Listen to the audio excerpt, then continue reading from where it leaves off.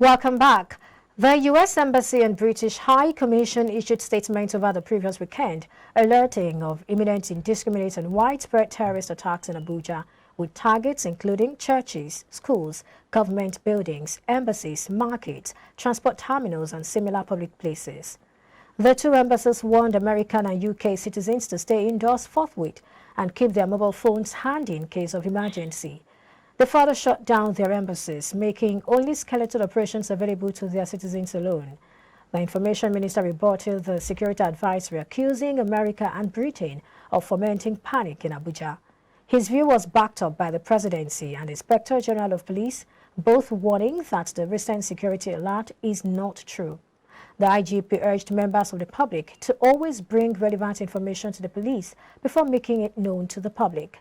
Despite the supposed reassurance, many businesses remain wary and some have even heed the advisory and closed down, some of which include Jabi Mall, Chilos Baja, among others. Today we'll be having two analysts in the capital to help us make sense of the security situation and its impact on the business environment. But we'll be starting with Kevin Fineface, a security and energy expert. Thank you for joining us today. My pleasure. Good morning, and good morning to Nigerians. All right. Talk to us. What's the environment like currently in Abuja? Well, like we oftentimes say, it's placid. The weather is clement. The sun is rising so fast, and it's very hot.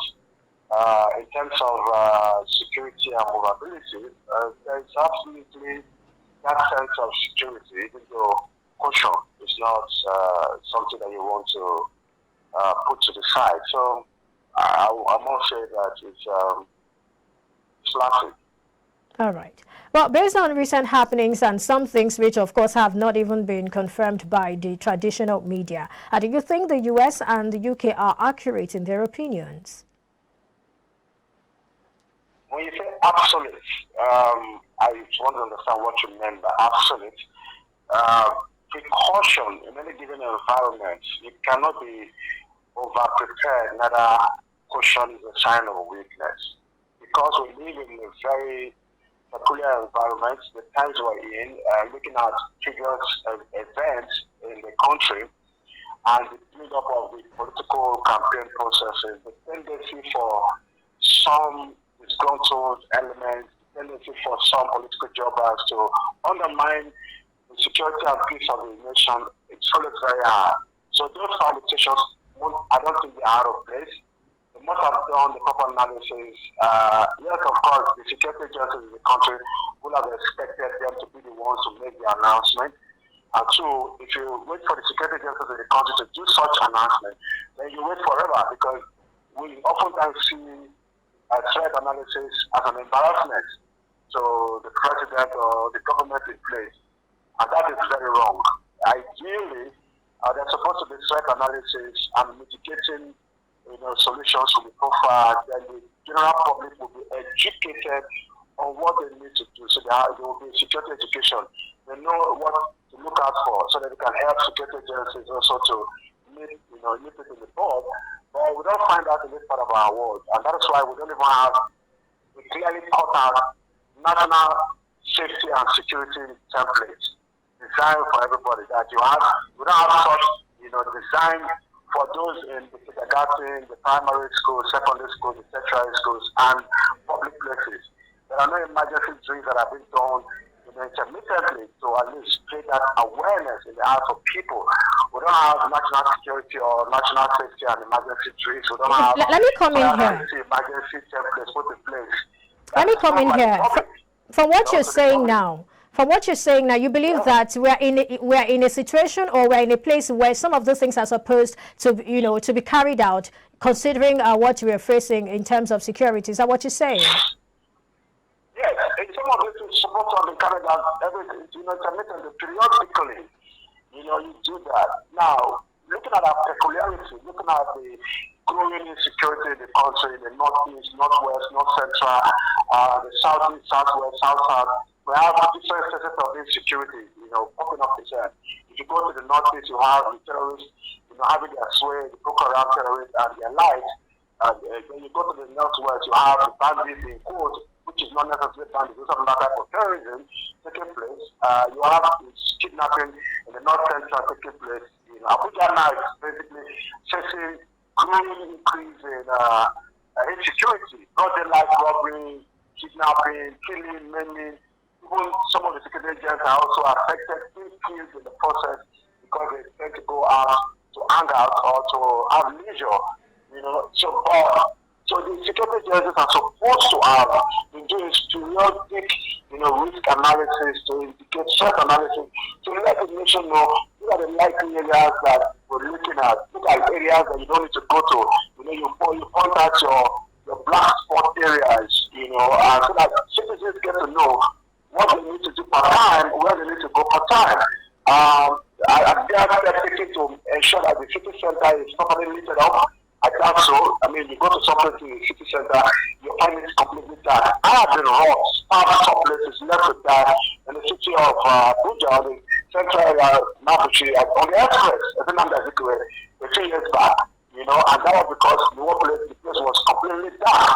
My car had been fault. I was looking around after 8 p.m., and I got these guys who came in with their weapons and stabbed me without even any fight. I wasn't even struggling with them. I was stabbed, almost shot there.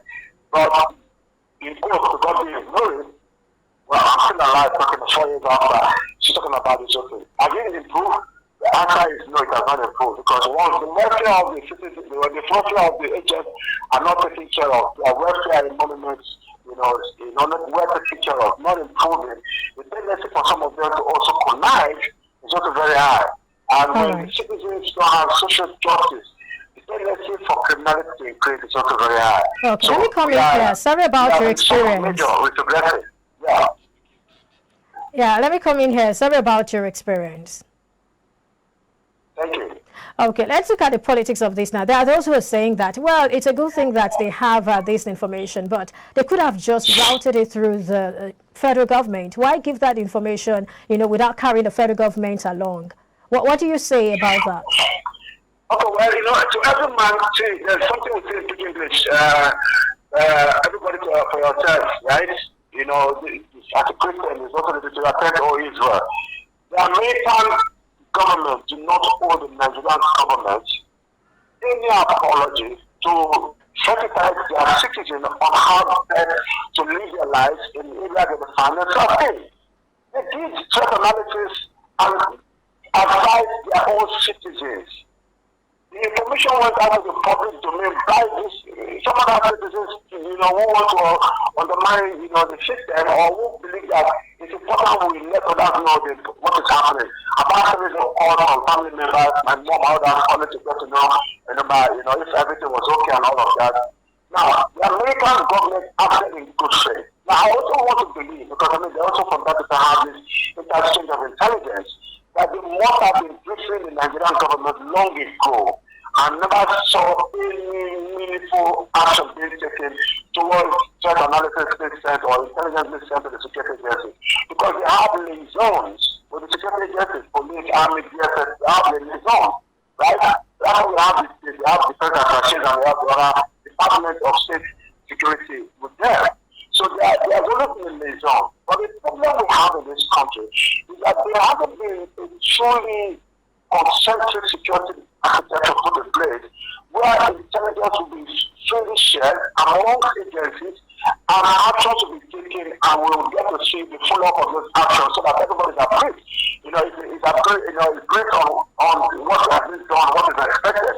But when you find a country that does not show any sign of interest in the welfare and well-being of the citizens, there are countries who are here, visitors who want to do what they can do to protect themselves. Why would the American government come with their own full government of security to protect their citizens? Okay, let me come in here very quickly. Okay, thank you.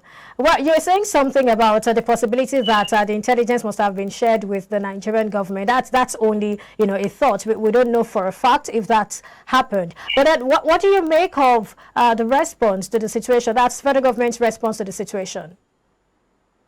I'm not surprised, because federal government oftentimes has always acted on the power brigade approach. They kept quiet on the American, embassies advisory to their citizens, gone leaked to the general public, creating this frenzy and panic. Then they started sending out numbers. Why didn't they do that before now? Why were there not those measures put in place to ensure that citizens are well abreast and informed on likelihood of any emergency? These are the numbers to reach out to. Why are there not drinks? Why are there not sure of causes done? Why are there not? It's another factor. You get? So the federal government's response, I think, is medical after death. They're not trying to save face. All of the denials. There's this aspect of deniability syndrome that oftentimes comes to the federal government. They always want to do things to create a different picture. That's why it wasn't widely, broadcasted in the media because it looked like it's costly to maybe to embarrass the government of the day. For crying out loud, if people get to know their problems, they will know how to solve their problems. All right. But Thank you so much, sir. Sometimes they'll be overwhelmed when it happens. So the government needs to do more in educating the citizens and getting the citizens to be prepared. Emergency, safety, and security preparedness. All right, Mr. Fineface, I will have to end it there. Thank you so much for sharing your thoughts with us on the show. A pleasure. All right. We'll take a break now. When we come back, we'll continue the conversation. Stay with us. It's Business Breakfast.